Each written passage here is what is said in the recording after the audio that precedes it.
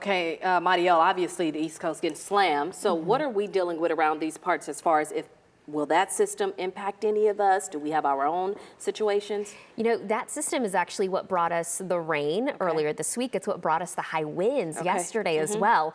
So that one is actually already off of the coast. And I'm going to show you where the next one is. If we want to take a look here, right across the northeast is where that system is. And you can see that long line just to the south. That's the system pushing off of the shore. Meanwhile, our next system is already on its way. It's across the Pacific Northwest. That's what's going to bring us the potential for rain Thursday night into very early Friday. It won't be for everyone, so let me show you the timing here. This is showing you Thursday around 6 in the evening. We may see a few little showers ahead of this, but at around midnight, we'll start to see an increase in some of the coverage, about 40% coverage of rain with this one, mainly for the eastern half of North Texas. This is going to take you here to about 3 in the morning. I'm going to stop the clock here because that's the time that front arrives at DFW. I'm expecting the activity then to be a bit more active, mainly east of the Metroplex. This is when we could see some strong storms with hail and strong winds as the main concern. Between 3 and about 6, it clears out. The rest of the day Friday will actually be dry. It's going to be sunny, cold, and breezy. Here is a look at the latest severe weather outlook. Now, this has been adjusted just a tad for Thursday night into Friday morning. You see that slight risk. It now includes Rockwall, Hunt, Kaufman County, and a small portion of Dallas County, Ellis County as well. That's a level 2 out of 5 for the likelihood of strong to severe storms. Very early Friday, the highest activity time frame will be sometime between 2 in the morning and about 6 in the morning. And then after that, it clears out. Again, the threat there, strong winds and the potential for hail. We could pick up anywhere between a 1/10 to about 1/4 of an inch of rainfall. The higher amounts will be well to the east.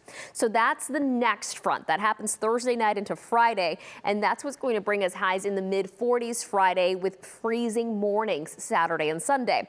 But the second front we're tracking is the one that's getting more attention on, of course, social media. And what we're seeing is an Arctic front moving in before next week. That's going to drop our highs on Monday to below 32 degrees. So we are expecting all day Monday to stay below freezing.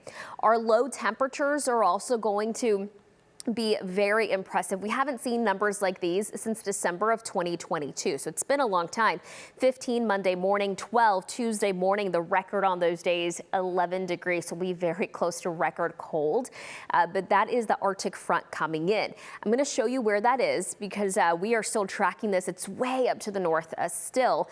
And what we're looking at is this pocket of cold air just sinking towards the south. That'll happen over the course of the weekend. So a big area of the plains will experience this massive cold air mass moving in.